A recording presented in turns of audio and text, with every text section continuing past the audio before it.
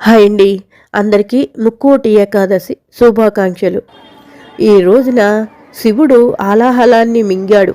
మహాభారత యుద్ధంలో కూడా భగవద్గీతను కృష్ణుడు అర్జునుడికి ఈ రోజునే ఉపదేశించాడు అని అంటూ ఉంటారు. ఇది ఎలా ఉన్నా అసలు సంవత్సరానికి ఏకాదశులు 24 ఏకాదశులైతే వస్తాయట.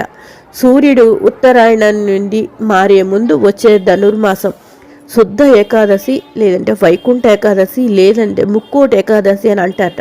సూర్యుడు ధనస్సు నుంచి ప్రవేశించిన అనంతరమే మకర సంక్రమణం వరకు ఈ మార్గం మధ్యనే ముక్కోటి ఏకాదశి అని అంటారు. ఈ రోజున వైకుంఠంలో వాకిళ్ళు తెరుచుకొని ఉంటాయి.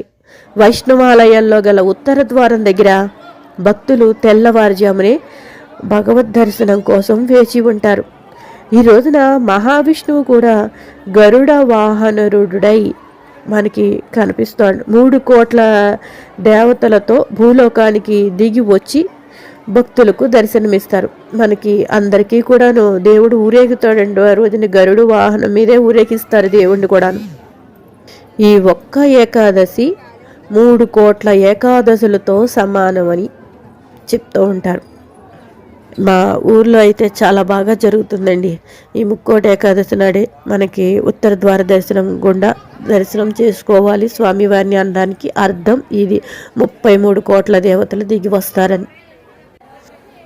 ద్వారకా తిరుమలలో ఉత్తర ద్వార దర్శనం ముక్కోటి ఏకాదశి రోజున జరుగుతున్న హడావుడైతే అంతా ఇంత లేదండి, చాలా ఎక్కువగా ఉంది స్వామివారి దర్శనం అయితే.